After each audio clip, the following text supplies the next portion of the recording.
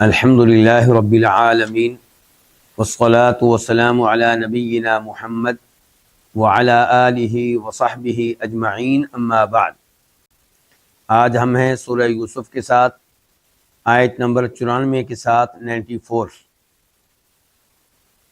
اس سے پہلے ہم پڑھ چکے ہیں کہ یوسف علیہ السلام اور ان کے بھائیوں کے مابین گفتگو ہو چکی ہے، اور یوسف علیہ السلام کے بھائی پہچان چکے ہیں کہ یہ ہمارے بھائی یوسف ہیں، یہ وہی ہیں جن کو ہم نے کنویں میں پھینکا تھا، کنویں میں ڈالا تھا۔ اور ہم نے یہ بھی پڑھ لیا تھا کہ یوسف علیہ السلام نے ان کو ادھر ہی معاف کر دیا اور کہا کہ میں تمہیں بالکل ملامت نہیں کروں گا، بلکہ میں تو اللہ سے بھی دعا کرتا ہوں کہ اللہ بھی تمہیں معاف کرے۔ اور پھر انہوں نے کہا کہ میری یہ قمیص لے جاؤ اور والد گرامی کے چہرے پہ ڈال دو، ان کی بینائی واپس آ جائے گی، وہ پھر سے بینا ہو جائیں گے، اور تم لوگ بھی اپنے اہل و عیال کو لے کر یہاں آ جاؤ۔ یہاں کہاں؟ مصر میں۔ تو اب ہم شروع کرتے ہیں آیت نمبر 94 وَلَمَّا فَصَلَتِ الْعِيرُ، ولما اور جب، فصلت نکلا جدا ہوا، العیر قافلہ، قال ابوہم، قال تو کہا، ابوہم ان کے والد نے، ان کے باپ نے، انی بے شک میں، انا کا معنی بے شک، یا کا معنی میں، بے شک میں، لاجدو یقیناً پا رہا ہوں، ریحا خوشبو، یوسف یوسف کی، لولا اگر یہ بات نہ ہو، ان کے تفندونی تم مجھے بہکا ہوا قرار دو گے۔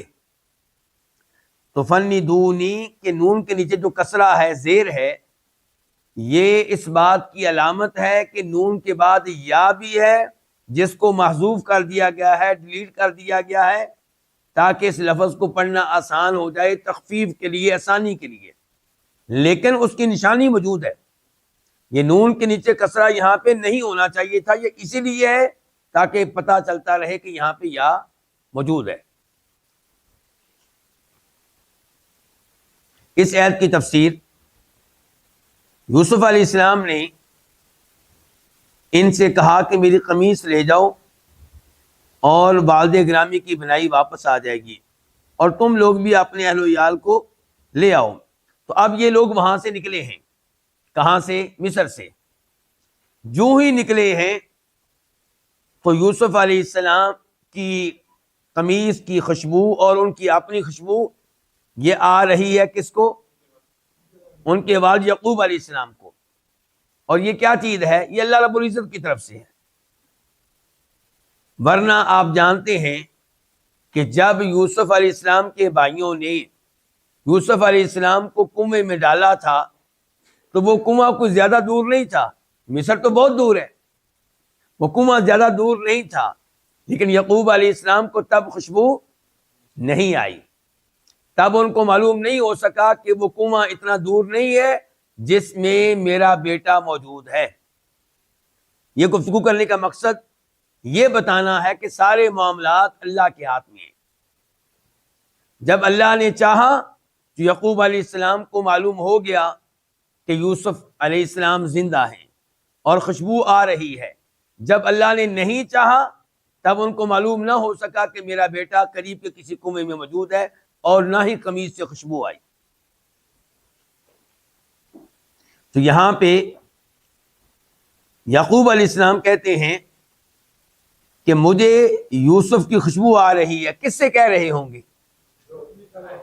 گھر میں موجود پوتے ہوں گے، مثال کے طور پہ اس قسم کے لوگ موجود ہوں گے تو ان سے کہہ رہے ہیں کہ مجھے یوسف کی خوشبو آ رہی ہے، اور خطرہ مجھے یہ ہے کہ آپ لوگ یہ کہیں گے کہ کوئی خوشبو نہیں ہے، بس ویسے ہی آپ کو وہم ہوا ہے، ویسے ہی آپ یوسف کی محبت میں مرے جا رہے ہیں، اور ایسی بہکی بہکی نعوذ باللہ باتیں کر رہے ہیں بڑھاپے کی وجہ سے، یا یوسف علیہ السلام سے حد سے زیادہ محبت کرنے کی وجہ سے۔ مجھے خطرہ یہ ہے کہ تم نے آگے سے یہ الفاظ کہنے ہیں۔ آیت نمبر 95 95. قالو انہوں نے کہا، تاللہ اللہ کی قسم، یہ تا جو ہے یہ قسم کا معنی دے رہی ہے، اللہ کی قسم، انا بے شک کا تو، لا یقیناً، فی ضلالک القدیم اپنی پرانی بھول میں ہے. القدیم پرانی، قدیم، اور ضلال کا معنی یہاں پہ ہم کیا کریں گے؟ بھول. کا اپنی تیری، یعنی کہ جیسا کہ یعقوب علیہ السلام کو خطرہ تھا وہی کچھ ہوا. آگے سے کیا جواب دیا جا رہا ہے کہ آپ اپنی پرانی بھول میں ہیں، بس یوسف علیہ السلام کی محبت میں چونکہ آپ ڈوبے ہوئے ہیں تو اس لیے آپ کو لگ رہا ہے کہ ان کی خوشبو آ رہی ہے، ورنہ اس بات کا حقیقت سے کوئی تعلق نہیں ہے. یعنی کہ اگر ان کی خوشبو واقعی آ رہی ہوتی تو ہمیں بھی آتی، ہمیں تو نہیں آ رہی. تو اس سے لگتا ہے کہ آپ کا وہی مسئلہ ہے پرانا، اتنے عرصے سے آپ یوسف کو یاد کر رہے ہیں، اسے بھول نہیں رہے، بس حد درجے کی محبت ہے، اس کے علاوہ کچھ نہیں ہے.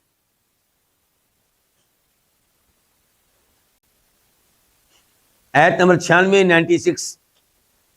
فلما فاک من پس، لما جب، آگے جو ان ہے اس کو کہتے ہیں زائدہ، تو یہ تاکید کا معنی دیتا ہے، کلام کی پختگی کا معنی دیتا ہے. لما کا معنی کیا تھا؟ جب.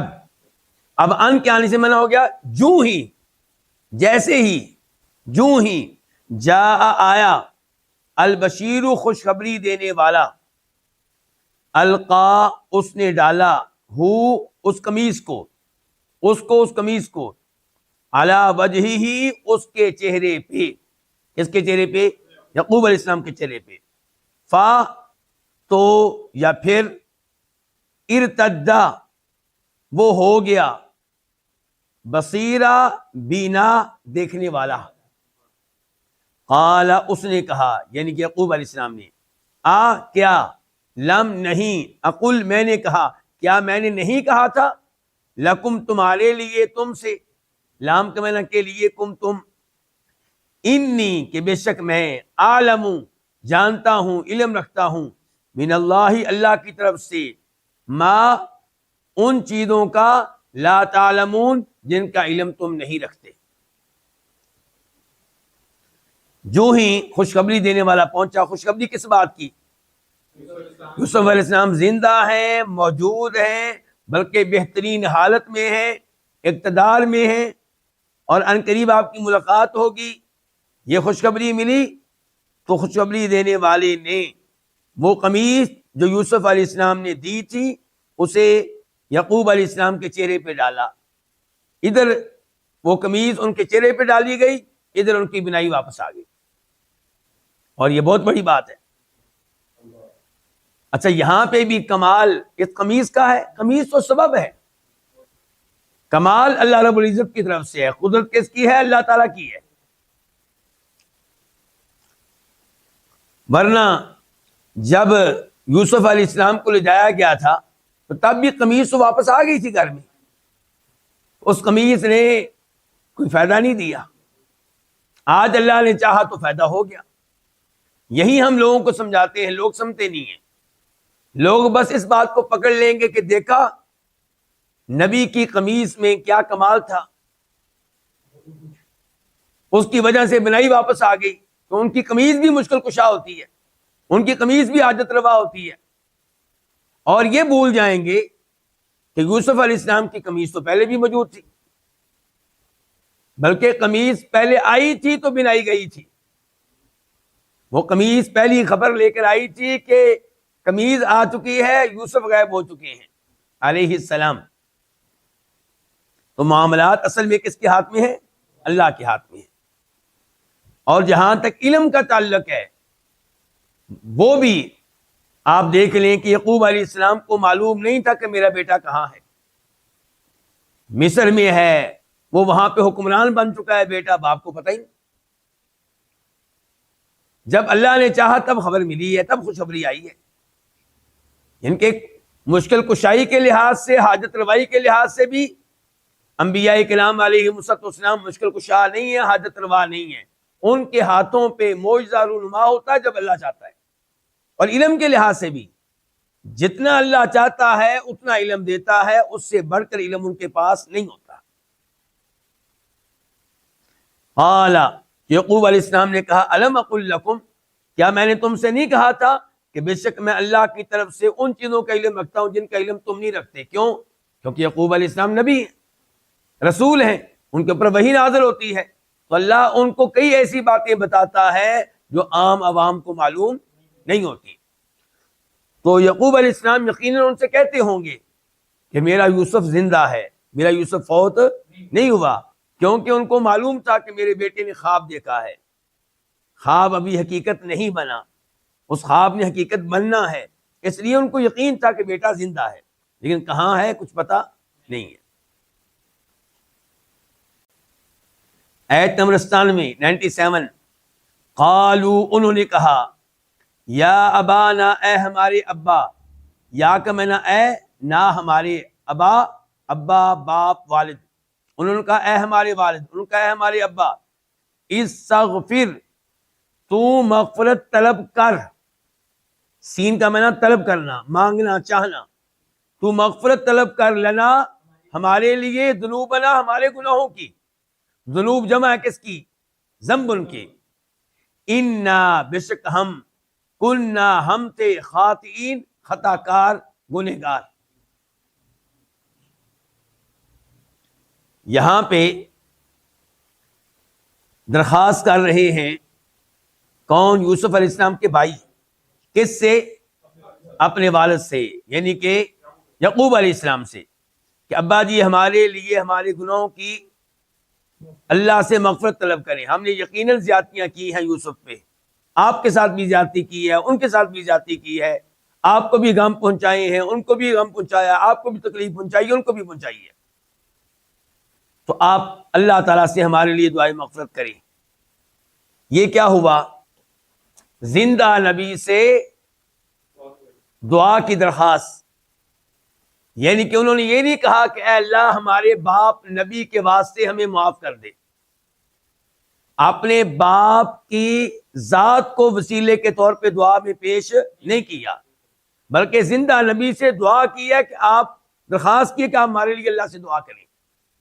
تو اس لیے ہم کہتے ہیں جو درست وسیلہ ہے دعا میں وہ کیا ہے کہ آپ اللہ تعالی سے یہ درخواست کریں کہ یا اللہ میرے نیک اعمال کی وجہ سے مجھے شفا دے دے، میرا فلاں نیک عمل یا اللہ میں نے تیرے لیے کیا تھا، مجھے شفا دے دے، میری پریشانیوں کو دور فرما دے، جیسا کہ غار والوں نے اللہ تعالیٰ کو اپنے اپنے نیک اعمال کے واسطے دیے تھے. تو یہ بالکل درست ہے، قرآن و حدیث سے ثابت ہے.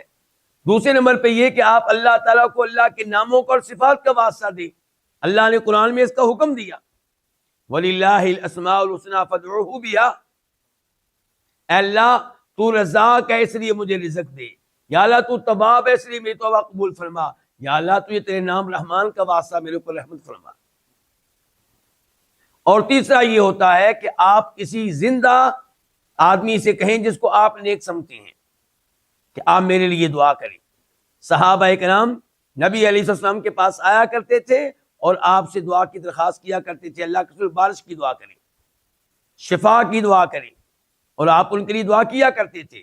لیکن آپ کے فوت ہو جانے کے بعد قبر پہ آ کے کسی صحابی نے آپ سے کہا ہو کہ آپ ہمارے لیے دعا کریں، ایسا صحیح سند کے ساتھ بالکل بھی ثابت نہیں ہے.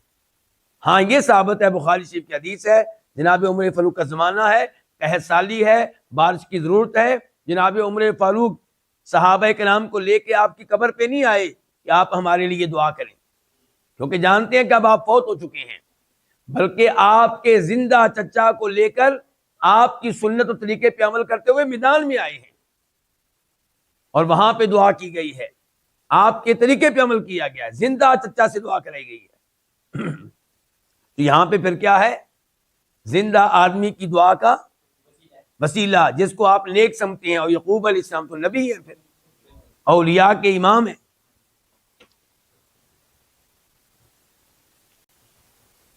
آیت نمبر 98 قال، اس نے کہا، کس نے؟ یعقوب علیہ السلام نے سوف ان قریب. اچھا یہاں پہ انہوں نے سین استعمال نہیں کی. کیا لفظ استعمال کیا ہے؟ سوفا. سین کا معنی بھی ہوتا ہے ان قریب، لیکن وہ قریب بہت ہی قریب ہوتا ہے، یعنی کہ ابھی ابھی، بس ابھی. سوفا یہ قریب ہے لیکن ذرا دور کا قریب. جلد ہی دعا کروں گا لیکن اتنی جلدی نہیں. قال اس نے کہا سوفا ان قریب استغفرو میں مغفرت کی درخواست کروں گا لکم تمہارے لیے ربی اپنے رب سے. انا بے شک ہوا وہ، اور ایک اور ہوا آ گیا وہ، تو اب ہم مانا کیا کر دیں گے؟ بے شک وہی الغفور بہت بخشنے والا ہے، الرحیم نہایت مہربان ہے، بہت رحم کرنے والا ہے. یعقوب علیہ السلام کو انہوں نے دکھ دیا، تکلیف دی، اور یہ تکلیف 1 منٹ کے لیے نہیں تھی، 1 گھنٹے کے لیے نہیں تھی، 1 دن کے لیے نہیں تھی، 1 ہفتے کے لیے نہیں، 1 مہینے کے لیے نہیں، کتنے سالوں پہ محیط تھے.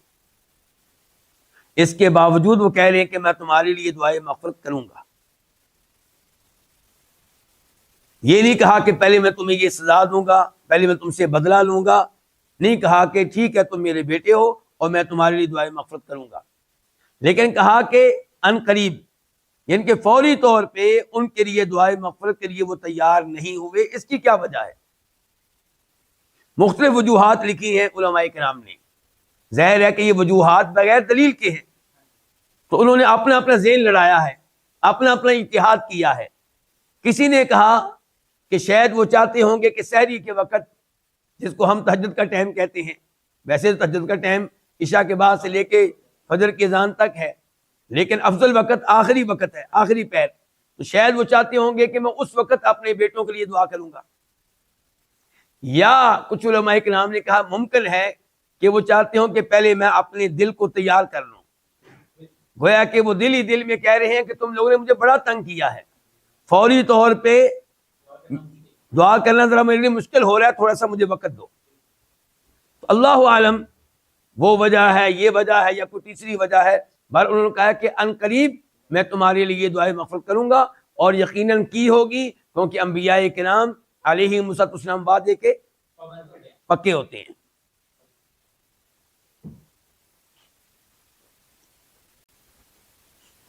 آیت نمبر 99 فلما پس جب داخلوا وہ داخل ہوئے، کون؟ اب یوسف علیہ السلام کے بھائی بھی ہیں، اہل و عیال بھی ہیں، یعقوب علیہ السلام بھی ہیں. پس جب یہ داخل ہوئے علی یوسف، یوسف پہ، آوا اس نے جگہ دی، الیہ اپنی طرف، یعنی کہ اپنے پاس، اپنی طرف، الا طرف ہی اپنے، ابویہ اپنے ماں باپ کو، وقال اور اس نے کہا، یعنی کہ یوسف علیہ السلام نے، ادخلوا تم داخل ہو جاؤ مصر، مصر میں، ان اگر شاء اللہ اللہ نے چاہا، آمنین امن کے ساتھ، بغیر کسی خوف کے. اس آیت کی تفسیر کیا ہے کہ جب یہ یوسف علیہ السلام کے پاس پہنچے تو یوسف علیہ السلام نے اپنے والدین کو اپنے پاس جگہ دی. اس کا مطلب یہ ہو سکتا ہے کہ اپنے گھر میں، بھائیوں کو دائیں بائیں جگہ دی ہوگی، ان کے لیے الگ سے بندوبست کیا ہوگا، لیکن والدین کو خاص طور پہ کہاں رکھا؟ اپنے پاس. تو اس سے رغبت مل رہی ہے مجھے اور آپ کو، کیا کہ میں اور آپ کوشش کریں کہ میرے والدین میرے پاس رہیں. بھائی ان کو اپنے پاس رکھنا چاہیں تو ہم ان سے درخواست کریں، نہیں، میرا دل چاہتا ہے کہ میرے والدین میرے پاس رہیں. تو والدین کو اپنے پاس رکھنا ایک اعزاز ہے، سعادت ہے، اللہ کی طرف سے رحمتیں برکتیں نازل ہوتی ہیں. وقالا اور یوسف علیہ السلام نے کہا کہ مصر میں داخل ہو جاؤ، مصر میں داخل ہو جاؤ. ان الفاظ سے علماء کرام نے یہ بات اخذ کی ہے کہ یوں لگتا ہے کہ یوسف علیہ السلام اور ان کے ساتھی استقبال کرنے کے لیے شہر سے باہر آئے ہوں گے، اسی لیے کہہ رہے ہیں کہ مصر میں داخل ہو جاؤ. اگر اپنے گھر میں بیٹھے ہوتے تو پھر وہ تو داخل پہلے ہو چکے ہیں. تو اس سے لگتا ہے کہ وہ سٹی سے باہر آئے ہیں، شہر سے باہر آئے ہیں، اور وہاں پہ اپنے ساتھیوں کے ساتھ ان کا کیا کیا؟ استقبال. اور اس موقع پہ کہہ رہے ہیں کہ آپ لوگ مصر میں داخل ہو جائیں، اور اللہ نے چاہا تو آپ کا داخل ہونا امن و امان سے ہوگا، یہاں پہ آپ کو کوئی خوف نہیں ہوگا، کوئی ڈر نہیں ہوگا، کوئی خطرہ نہیں ہوگا۔ مصر مشہور و معروف شہر کو، ملک کو کہتے ہیں، کنٹری ہے، آپ سب جانتے ہیں اس کو۔ اور مصر کا ایک معنی سٹی بھی ہوتا ہے، کوئی بھی سٹی۔ یہاں پہ مراد مشہور ملک ہے، ہر سٹی نہیں ہے۔ ہر سٹی ہوتا تو اللہ تعالیٰ کہتے ہیں مصرن، یعنی کہ راہ کے اوپر تنوین ہوتی، تنوین نہیں ہے تو اس سے مراد کیا ہے؟ وہ مشہور ملک جس کو دنیا مصر کے نام سے جانتی ہے، جہاں فرعون بھی رہا ہے۔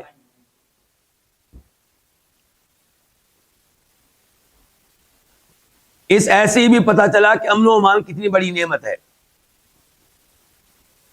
یوسف علیہ السلام کیا کہہ رہے ہیں کہ آپ داخل ہو جائیں مصر میں امن و امان سے۔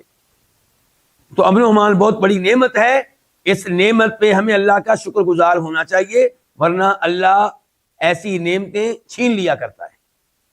جب امن و امان آپ کے ملک میں، آپ کے سٹی میں موجود ہے تو اس نعمت پہ اللہ کا شکر ادا کرتے رہیں۔ آیت نمبر 100 وَرَفَعَ واو کا میں نے، اور رفع اس نے اونچا بٹھایا، کس نے؟ یوسف علیہ السلام نے، ابویہ اپنے ماں باپ کو، علی العرش اونچا کہاں پہ بٹھایا؟ تخت پہ۔ العرش چارپائی کو کہتے ہیں، بادشاہ کی چارپائی ہو تو ذرا تخت کہتے ہیں۔ وخروا اور وہ گر پڑے، واو کہ میں نے، اور خروا وہ گر پڑے، لہو اس کو سجدن سجدہ کرتے ہوئے۔ سجدن جمع ہے کس کی؟ ساجد کی۔ ساجد ایک سجدہ کرنے والا، سجدن وہ سب سجدہ کرنے والے۔ وقال اور اس نے کہا، کس نے؟ یوسف علیہ السلام نے، یا ابتی اے میرے ابا، ہذا یہ ہے، تعویل تعبیر، رؤیا یا میرے خواب کی، رؤیا خواب یا میرا، یہ ہے تعبیر میرے خواب کی، من قبل اس سے پہلے، یعنی کہ جو پہلے میں نے خواب دیکھا تھا، قد تحقیق، جعلا بنا دیا، ہاں اس خواب کو، ربی میرے رب نے، حقاً حقیقت، سچ، وقد اور تحقیق، احسنا اس نے احسان کیا، کس نے؟ اللہ نے، بی میرے ساتھ، با ساتھ، یا کمنا میرا، میرے ساتھ، کب احسان کیا؟ اذ جب، اخرجہ اس نے نکالا، نی مجھے، من السجن قید خانے سے، جیل سے، وجاء اور وہ آیا، جا وہ آیا، آگے با آ گئی، لایا، کون؟ اللہ تعالیٰ، اور وہ لایا کم تمہیں، من البدوی بادیا سے، صحرا سے، من بعدی بعد اس کے، کہ ان نزغ الشیطان کہ شیطان نے، نزغ اختلاف ڈال دیا تھا، جھگڑا ڈال دیا تھا، بینی میرے درمیان، بین کا میرا درمیان، نی میرے، میرے درمیان، و بینا اور درمیان، اخوتی میرے بھائیوں کے، اخوا بھائی یا میرے، انا بے شک یقیناً، ربی میرا رب، یا کا مینا میرا، رب کا مینا رب، رب کس کو کہتے ہیں؟ جو پالنے والا ہے، جو خالق بھی ہے، مالک بھی ہے، رازق بھی ہے، اور سارے امور کی تدبیر کرنے والا بھی ہے۔ بے شک میرا رب لطیف خوب تدبیر کرنے والا ہے، باریک تدبیر کرنے والا ہے، لما یشاء اس چیز کی جو وہ چاہتا ہے، ما جو یشاء وہ چاہتا ہے، انا بے شک وہ وہی، بے شک وہی، العلیم کمال علم والا ہے، الحکیم کمال حکمت والا ہے۔ اس آیت کی تفسیر کیا ہے کہ یوسف علیہ السلام نے اپنے ماں باپ کو عرش پہ بٹھایا، اور اللہ نے ان کا بٹھایا، فرمایا رافع اوپر کر کے بٹھایا۔ اس کا مطلب یہ ہے کہ باقی لوگ نیچے تھے، ان کو بلند جگہ پہ بٹھایا گیا ہے، سٹیج پہ بٹھایا گیا ہے۔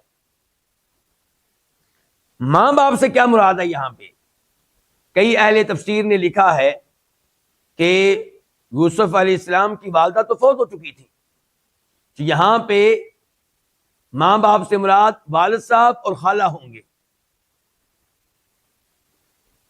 انہوں نے یہاں تک لکھا ہے کہ ان کی خالہ سے یعقوب علیہ السلام نے بعد میں کیا کر لی تھی؟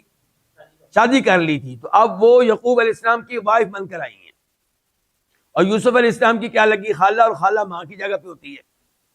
لیکن ہمارے پاس قرآن و حدیث سے کوئی ایسی دلیل نہیں ہے جس کی بنیاد پہ ہم یہ دعویٰ کریں کہ ان کی والدہ فوت ہو چکی تھی اور یہ کہ یعقوب علیہ السلام نے ان کی خالہ سے شادی کر لی تھی. اس لیے ہم قرآن کریم کے الفاظ کو ظاہری معنوں میں لیں گے، اور ظاہری معنی کیا ہے کہ ابوین سے مراد کون ہوتے ہیں؟ حقیقی ماں باپ، حقیقی ماں باپ. تو اس لیے یہاں سے مراد کون ہے؟ حقیقی ماں باپ. یہی صورتحال ہے ابراہیم علیہ السلام کے والد کی، آزر. اللہ تعالیٰ کہتے ہیں کہ ابراہیم علیہ السلام کے باپ آزر نے یہ کیا، یہ کیا. وَإِذْ قَالَ إِبْرَاهِيمُ لِأَبِيهِ آزر، جب ابراہیم علیہ السلام نے اپنے باپ آزر سے کہا أَتَتَّخِذُ أَصْنَامًا آلِهَةً، کیا آپ بتوں کو معبود بنائے ہوئے ہیں؟ لیکن ہمارے کئی مفسرین وہ کہتے ہیں جی باپ سے مراد ہے ابراہیم علیہ السلام کا چچا. کیوں بھائی؟ اللہ نے جب باپ کہا ہے، آپ کون ہوتے ہیں کہنے والے چچا؟ اگر اس سے مراد چچا ہوتے تو نبی علیہ السلام وضاحت کر کے جاتے کہ اللہ تعالیٰ کے ان الفاظ سے مراد حقیقی باپ نہیں بلکہ چچا ہے. اس لیے اس قسم کی تعویلوں سے اجتناب کرنا چاہیے. تو یوسف علیہ السلام نے اپنے ماں باپ کو اونچا بٹھایا علی العرشی تخت کے اوپر. وَخَرُّوا لَهُ سُجَّدًا، اور وہ گر پڑے ان کو سجدہ کرتے ہوئے. کیا یہ سجدہ حقیقی تھا یا اس سے مراد ہے تھوڑا سا جھکنا؟ تو جب اللہ تعالیٰ نے سجدے کا تذکرہ کیا ہے تو سجدے سے مراد سجدہ ہے. اگر جھکنا مراد ہوتا تو اللہ تعالیٰ جھکنے کے لیے کوئی اور لفظ استعمال کرتے. تو اس لیے یہاں پہ حقیقی سجدہ ہے، شرعی سجدہ ہے. تو پھر سوال پیدا ہوگا کہ یہ کیسے ہو گیا کہ انسان دوسرے انسان کو سجدہ کر رہا ہے، نبی کو سجدہ کر رہا ہے؟ تو اس سوال کا جواب یہ ہے کہ یہ تعظیمی سجدہ ہے، اور تعظیمی سجدہ پچھلی امتوں میں جائز تھا، اب حرام ہے. کیا یہ شرک ہے؟ نہیں، یہ شرک نہیں ہے. شرک تو ہر زمانے میں حرام ہوتا ہے. تو یہ عبادت والا سجدہ نہیں ہے. اب سوال پیدا ہوگا کہ کیسے ہم فرق کریں تعظیمی سجدے میں اور عبادت والے سجدے میں؟ کیونکہ آج کل کئی لوگ قبروں کے پاس جا کے سجدہ کرتے ہیں. ہم منع کرتے ہیں، ہم کہتے ہیں کہ یہ شرک ہے، تو وہ کہتے ہیں کوئی شرک نہیں ہے، یہ تعظیمی سجدہ ہے. تو پہلی بات یہ کہ اگر یہ تعظیمی سجدہ ہے تو وہ بھی حرام ہے. امام ابن ماجہ رحمہ اللہ اپنی سنن میں حدیث لے کر آئے ہیں، راوی ہیں عبداللہ بن ابی اوفا رضی اللہ تعالیٰ عنہ، کہ معاذ بن جبل آئے شام سے، اور شام اس زمانے میں کون سا ملک ہے؟ کافروں کا ملک. تو کافر ملک میں آپ جائیں گے تو اس کے اثرات تو مرتب ہوں گے نا. تو معاذ بن جبل آئے اور آتے ہی نبی علیہ السلام کو سجدہ کر ڈالا. آپ نے کہا معاذ یہ کیا؟ کہنے لگے اللہ کے رسول علیہ السلام، میں شام گیا تھا، میں نے وہاں پہ دیکھا کہ وہ اپنے بڑوں کو سجدہ کرتے ہیں، اپنے بادشاہوں کو، اپنے حکمرانوں کو، اپنے چودھریوں کو، اپنے پادریوں کو، اپنے علماء کو.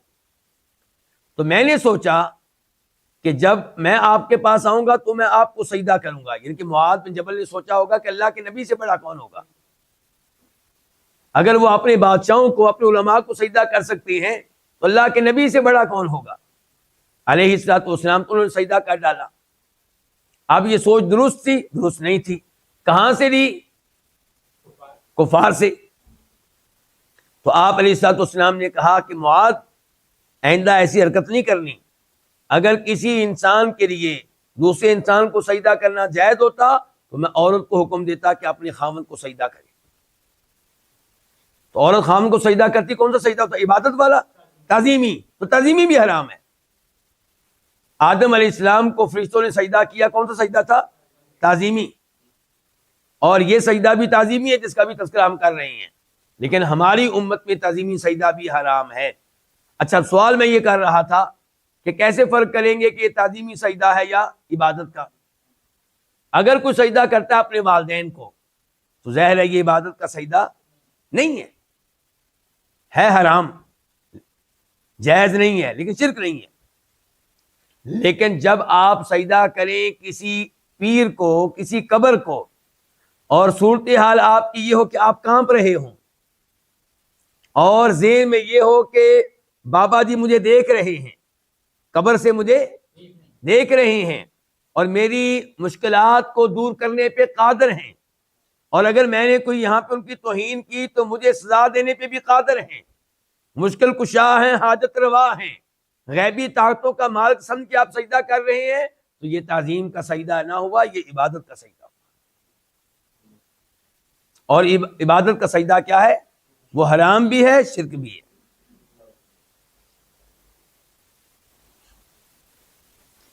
اب کہہ رہے ہیں یوسف علیہ السلام کہ ابا جی یاد ہے کہ میں نے آپ کو خواب سنایا تھا، آج اس خواب کو حقیقی تعبیر مل گئی، اس خواب نے حقیقت کا روپ دھار لیا۔ قد جعلها ربی حقا، میرے رب نے اس خواب کو سچا ثابت کر دکھایا۔ اور انبیاء کرام علیہم السلام کے خواب کیا ہوتے ہیں؟ وہ سچے ہوتے ہیں، وہ اللہ تعالیٰ کی طرف سے ہوتے ہیں۔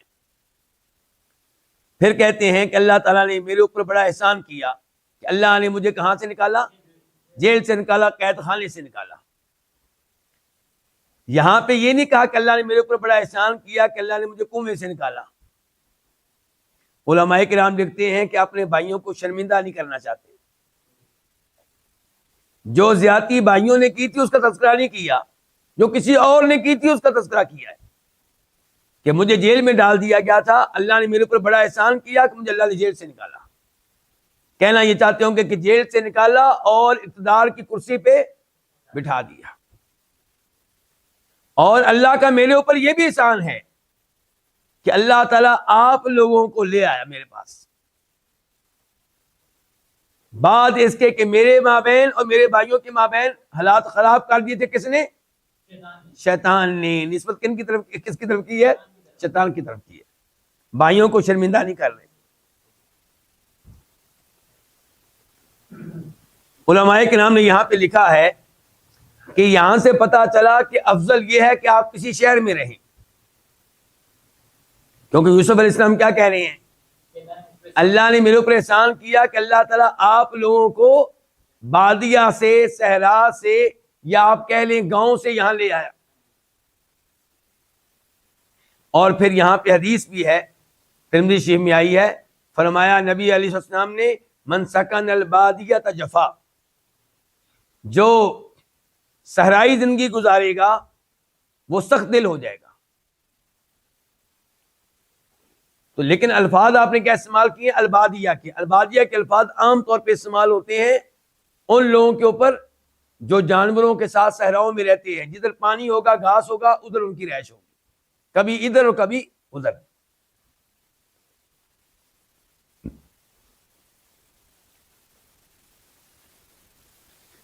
ان الفاظ سے یہ سبق بھی حاصل کیا جائے کہ آپ کے مابین اور آپ کے بھائیوں کے مابین اگر اختلافات ہیں تو جان لیں ان کے پیچھے کون ہے؟ شیطان ہے۔ تو آپ شیطان کی سازش کو ناکام بنائیں اور اپنے بھائیوں کے ساتھ پیار و محبت کریں اور ان کی غلط فہمیوں کو دور کرنے کی کوشش کریں۔ ان ربی لطیف لما یشاء، میرے رب کی تدبیریں بڑی باریک ہیں، وہ جو چاہتا ہے کرتا ہے، دنیا کی کوئی طاقت رکاوٹ نہیں بن سکتی۔ اللہ نے چاہا کہ مجھے قید خانے سے نکالے اور اقتدار کی کرسی پہ بٹھا دے، اللہ نے چاہا کہ آپ لوگوں کو یہاں پر لے کر آئے، تو اللہ نے اس کی تدبیر کر دی اور یہ سارا کام ہو گیا، سارے معاملات اس کے ہاتھ میں ہیں، اور وہ بڑے علم والا ہے، ہر کام کے پیچھے اس کی کوئی نہ کوئی حکمت ہوتی ہے۔ اس کے پیچھے بھی اللہ کی کئی حکمتیں تھیں۔ جو کچھ ہوا ہے، میرا جیل میں جانا، جیل سے نکلنا، آپ لوگوں کا آنا، اور یہ جدائی وغیرہ، یہ اختلافات، ہر چیز کے پیچھے اللہ کی کوئی نہ کوئی حکمت تھی۔ آیت نمبر 101 ربی، اے میرے رب، قد تحقیق، آتیتا، تو نے دی، نی مجھے، من الملک کی بادشاہت میں سے کچھ، یہ من تبعیضیہ ہے، کچھ کا معنی دے گا کہ تو نے بادشاہت میں سے مجھے کچھ دیا ہے۔ وعلمتا، اور تو نے سکھایا ہے، نی مجھے، من تعویل الاحادیث، باتوں کی تعبیر میں سے کچھ۔ یہ من آگے جو ہے یہ پھر تبعیضیہ ہے نا، کچھ۔ اچھا، الاحادیث حدیث کی جمع ہے باتیں، باتوں سے مراد یہاں پہ کیا ہے؟ خواب اور دیگر باتیں بھی. اور تعبیر سے مراد کیا ہوگا؟ تعبیر یا باتوں کی اصل حقیقت. فاطر السماوات والارض، اے آسمانوں اور زمین کو پیدا کرنے والے. فاطر اصل میں کیا؟ یا فاطر. کیسے ہمیں پتا چلا کہ یہاں یا ہے؟ کیونکہ را کے اوپر فتح ہے نا، زبر آئی ہے، اس سے پتا چل رہا ہے کہ فاطر سے پہلے یہاں پہ یا ہے. تو اے آسمانوں اور زمین کو پیدا کرنے والے. انت تو ولی، یہ دو الفاظ ہیں، ولی اور یہ. یا کا معنی میرا، اور ولی کا معنی ہوگا کارساز، مددگار. تو میرا کارساز ہے، تو میرا مددگار ہے، پھر دنیا دنیا میں، والآخرت اور آخرت میں. توفا، تو فوت کرنا، نی مجھے، مسلمن اس حال میں کہ میں مسلمان ہوں. واو اور الحق، تو ملا دینا، نی مجھے، بالصالحین، صالحین کے ساتھ، نیکوکاروں کے ساتھ. یوسف علیہ السلام کے معاملات حل ہو چکے، جیل سے تو بہت پہلے نکل چکے، اقتدار مل چکا، حسرت ہوگی والد صاحب سے ملنے کی، بھائیوں سے ملنے کی، اللہ نے وہ بھی ملا دیا. تو اب ان کی توجہ آخرت کی طرف ہے. توجہ کدھر ہے؟ آخرت کی طرف. اس میں سبق ہے میرے لیے اور آپ کے لیے. اللہ نے آپ کو مکان بھی دے دیا، اللہ نے آپ کو رزق بھی دے دیا، اولاد بھی دے دی، اب آخرت کی بھی تیاری کریں. تو کیا کہتے ہیں؟ ربی، اے میرے رب، تو نے مجھے بادشاہت میں سے ایک حصہ دیا ہے. ظاہر ہے کہ ساری بادشاہ تو اللہ کے پاس ہے نا. تو اے اللہ، اچھا اللہ سے کچھ مانگنا چاہتے ہیں، لینا چاہتے ہیں، لیکن پہلے اللہ کے ماضی کے احسانات کا تذکرہ کر رہے ہیں تاکہ اللہ سے مزید نعمتیں لی جا سکیں. یہ اللہ سے مانگنے کے آداب ہیں. اور کیا کہا؟ ربی، اے میرے رب. اللہ کو وسیلہ دے رہے ہیں اللہ کے نام رب کا، یعنی کہ اے میرے رب، یعنی کہ اے مجھے پیدا کرنے والے. اے میرے رب یعنی کہ اے میرے مالک. اے میرے رب یعنی کہ میرے سارے امور کی تدبیر کرنے والے. تو نے مجھے کچھ نہ کچھ بادشاہت دی ہے اور تو نے مجھے علم بھی دیا ہے، خوابوں کی تعبیر سکھائی ہے، اور دیگر کئی امور کی حقیقت تک میں پہنچ جاتا ہوں. لوگوں کے مابین فیصلہ کرنا ہو تو اس کی صلاحیت بھی تو نے مجھے دی ہے. فاطر السماوات والارض، اے آسمان و زمین کو پیدا کرنے والے. انت ولی فی الدنیا والآخرہ، تو ہی میرا کارساز ہے دنیا میں بھی آخرت میں بھی. میرا سہارا تو ہے، میرے معاملات تیرے ہاتھ میں ہیں، میرے سارے امور کی تدبیر کرنے والا صرف اور صرف تو ہے. دعا کیا ہے آخر میں؟ اللہ کی اتنی تعریفیں کرنے کے بعد آخر میں دعا یہ ہے کہ توفنی مسلمہ، کہ یا اللہ جب موت آئے تو اسلام پہ آئے. اچھا، کچھ علماء کرام یہ سمجھتے ہیں کہ شاید یوسف علیہ السلام نے اللہ سے موت مانگی ہے، اور موت مانگنا جائز ہے. موت مانگنا جائز نہیں ہے، نہ انہوں نے مانگی ہے. ان کے الفاظ یہ ہیں کہ جب موت آئے تو اسلام پہ آئے. یہ نہیں کہہ رہے کہ اللہ مجھے فوت کر لے. اب یہ ہے کہ جب موت آئے تو کس حالت میں آئے؟ اسلام کی حالت میں آئے. ویسے بخاری شریف کی حدیث ہے، اللہ کے نبی فرماتے ہیں علیہ الصلوۃ والسلام کہ تم میں سے کوئی بھی موت نہ مانگے اس مصیبت کی وجہ سے جو اس پہ آئی ہے. اگر لازمی طور پہ اس قسم کی خواہش کا اظہار کرنا ہو تو آپ یہ کہیں کہ اللہم احینی ما کانت الحیات خیرا لی، یا اللہ مجھے اس وقت تک زندہ رکھنا جب تک زندہ رہنا میرے لیے بہتر ہے، اور اے اللہ مجھے فوت کر لینا جب فوت ہو جانا میرے لیے بہتر ہو. لیکن صاحب کہیں یا اللہ مجھے فوت کر لے، یہ جائز نہیں ہے. اچھا، اب دعا دیکھیں کہ یا اللہ موت آئے اسلام پہ آئے، تو ہمیں بھی ہر وقت دعا کرنی چاہیے کہ یا اللہ ہمارا خاتمہ ایمان پہ ہو، اسلام پہ ہو، توحید پہ ہو، تلاوت کرتے ہوئے ہو، حج کرتے ہوئے ہو، نماز پڑھتے ہوئے ہو، سجدہ کرتے ہوئے ہو. وَأَلْحِقْنِي بِالصَّالِحِينَ، اور یا اللہ دوسری درخواست یہ ہے کہ مجھے نیکوکاروں کے ساتھ ملا دینا، جب موت آئے تو میری روح وہاں جائے جہاں روحیں ہوتی ہیں انبیاء کرام کی علیہم السلام، اولیاء کی، شہداء کی، صالحین کی. جیسا کہ ہمارے نبی نے کیا کہا تھا آخری وقت میں؟ اللہم فی الرفیق الاعلی، اے اللہ مجھے ان میں پہنچا دے جو اعلیٰ رفقا ہیں، یعنی کہ انبیاء، صالحین، شہداء، بہترین ساتھی جو ہیں۔ سلیمان علیہ السلام نے یہی دعا کی تھی، وَأَدْخِلْنِي بِرَحْمَتِكَ فِي عِبَادِكَ الصَّالِحِينَ، یا اللہ اپنے نیک بندوں میں مجھے داخل کر دینا، برحمتک، میں یہ دعا کر رہا ہوں اور دعا میں تجھے واسطہ دے رہا ہوں تیری صفتیں۔ آپ لوگ کہاں ہیں بھائی؟ کتنے ہیں؟ مجھے تو لگتا ہے میرے ساتھ کوئی بھی نہیں ہے۔ جی مکمل کریں بات کو۔ ماشاءاللہ آج اتنے زیادہ لوگ موجود ہیں اور ایک بھی میرے ساتھ نہیں ہے۔ وَأَدْخِلْنِي بِرَحْمَتِكَ فِي عِبَادِكَ الصَّالِحِينَ، اے اللہ مجھے اپنے نیک بندوں میں داخل کر دے، یہ میری دعا ہے، اور دعا میں تجھے واسطہ دے رہا ہوں تیری صفت رحمت کا، بِرَحْمَتِكَ۔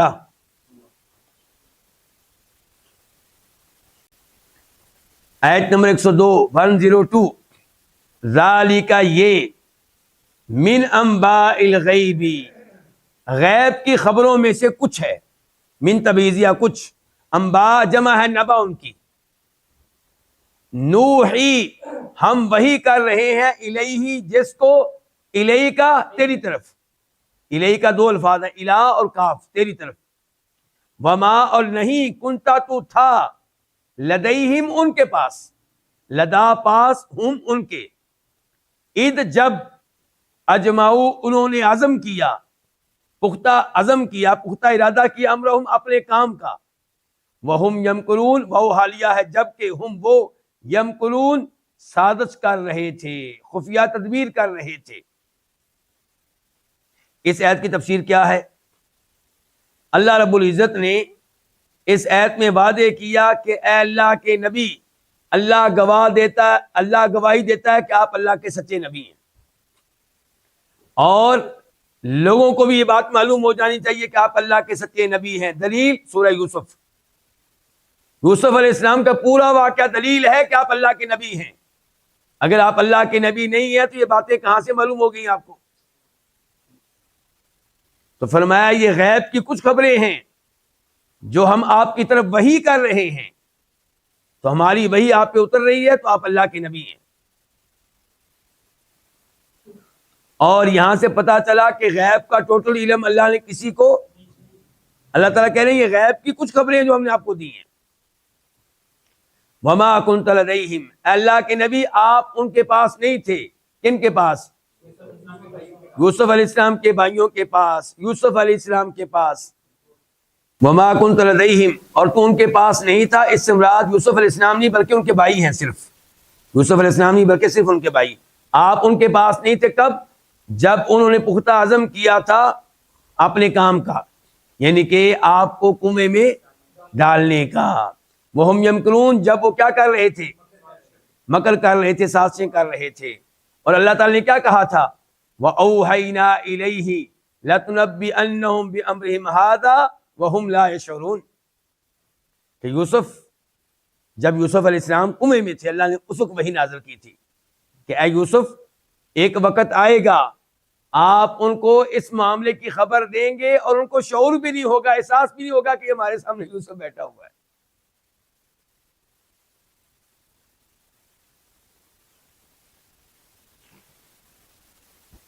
تو اللہ تعالی نے بتایا کہ آپ ان کے پاس نہیں تھے جب وہ یہ سازش تیار کر رہے تھے، اس کے باوجود آپ نے بات بتا دی ہے، تو پھر کہاں سے آئی ہے؟ اللہ کی طرف سے آئی ہے۔ تو یہ دلیل ہے کہ آپ اللہ کے سچے نبی ہیں۔ وما اکثر الناس ولو حرصت بمؤمنین، وما اور نہیں ہیں، اکثر الناس لوگوں میں سے زیادہ تر، ولو حرصت اور چاہے حرصت آپ حرص رکھیں، آپ لالچ رکھیں، کیا نہیں اکثر لوگ؟ بمؤمنین، مومن نہیں ہیں۔ اور یہ مومنین سے پہلے با آئی ہے، یہ زائدہ ہے، اب میں نہ ہو جائے گا لوگوں میں سے زیادہ تر ہرگز ایمان لانے والے نہیں ہیں، ولو حرصت، چاہے آپ حرص رکھیں۔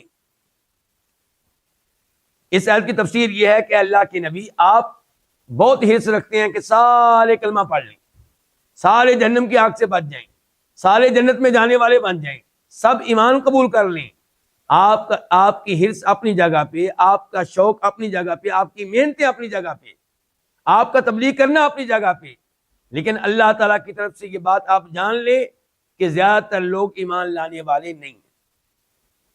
ایمان لانے والے عام طور پہ کتنے ہوتے ہیں؟ کم ہوتے ہیں۔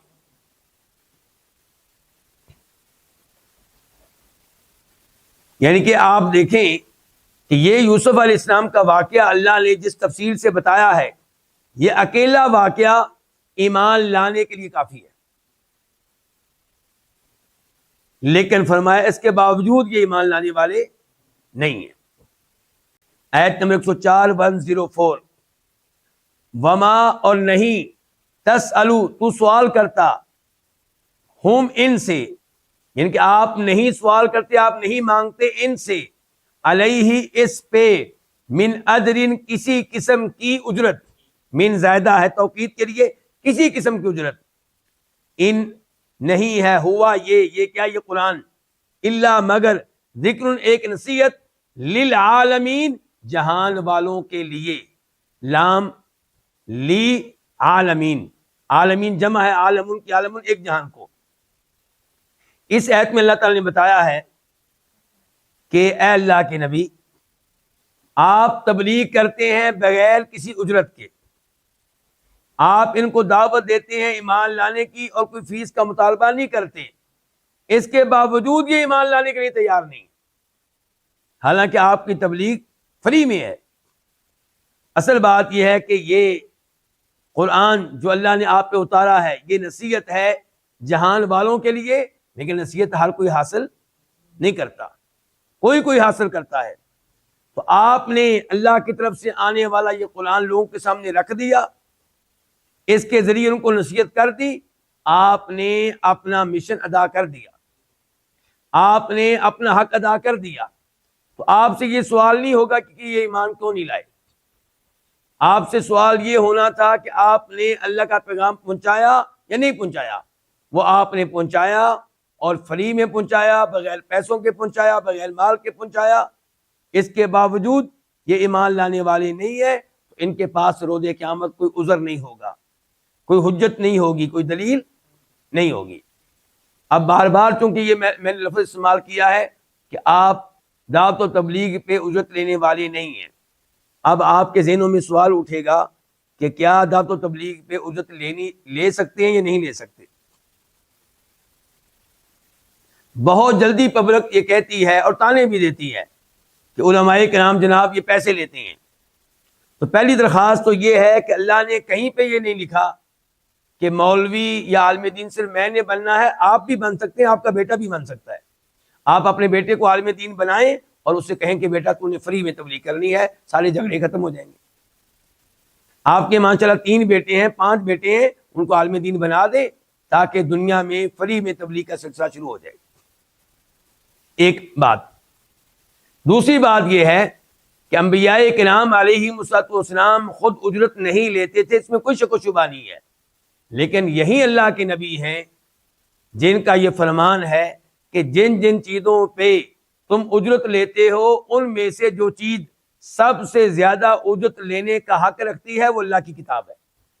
یہ بخاری شریف کی حدیث ہے، اور وہ بھی بخاری شریف کی حدیث ہے کہ ایک صحابی نے ایک آدمی کو دم کیا اور دم کرنے کا معاوضہ 30 بکریاں لی، اور پھر بعد میں دل مطمئن نہ ہوا تو معاملہ آپ علیہ السلام کے پاس پہنچا، تو آپ نے اس پہ خوشی کا اظہار کیا اور کہا کہ اس میں میرا حصہ بھی رکھو۔ اچھا، آپ مانگنے والے تو نہیں تھے، لیکن یہاں پہ آپ نے کہا میرا حصہ رکھو، کیوں؟ تاکہ ان کے دل مطمئن ہو جائے کہ یہ حلال کا مال ہے، یہ حرام کا مال نہیں ہے۔ قرآن کریم میں کئی مقامات میں یہ بھی کہا گیا کہ میری آیتوں کے بدلے میں تھوڑی سی قیمت نہ لو، اور اس کا بھی لوگ غلط مطلب نکالتے ہیں۔ وہ یہ کہنا چاہتے ہیں کہ شاید قرآن کی تلاوت سکھا کر اجرت لینا یہ حرام ہے۔ وہاں یہ مطلب نہیں ہے، مطلب یہ ہے کہ میری آیتیں تبدیل کر دینا، فتویٰ غلط دینا پیسوں کی وجہ سے یہ جرم ہے۔ دین تبدیل کر دینا، فتویٰ غلط دینا، فیصلہ غلط سنانا عدالت میں، قرآن کریم کے مطابق فیصلہ نہ سنانا پیسے کی خاطر، یہ جرم ہے۔ ورنہ ابو بکر صدیق رضی اللہ عنہ نے خلیفہ بننے کے بعد گھر کا خرچہ کہاں سے چلایا؟ بیت المال سے چلایا۔ تو کہنے کا مطلب یہ ہے کہ یہ جائز ہے، اس میں کوئی حرج نہیں، افضل یہی ہے کہ آپ بغیر پیسے کے دعوت و تبلیغ کا کام کریں۔ تو جس کو اللہ نے مال دیا ہے اس کو چاہیے کہ بغیر مال لیے دعوت و تبلیغ کا کام کرے اور اللہ تعالیٰ سے خیر کی امید رکھے۔ ورنہ اگر چند علماء کرام سیلری لے رہے ہیں، دین کا کام کر رہے ہیں، مساجد کا نظام چلا رہے ہیں، تو اس پہ اللہ کا شکر ادا کرنا چاہیے۔ اللہ رب العزت ہماری مساجد کو، ہمارے مدارس کو آباد رکھے، اور اللہ کرے کہ ہمارے بچے دین سیکھتے رہیں اور دین سکھاتے رہیں۔ وآخر دعوانا الحمدللہ رب العالمین۔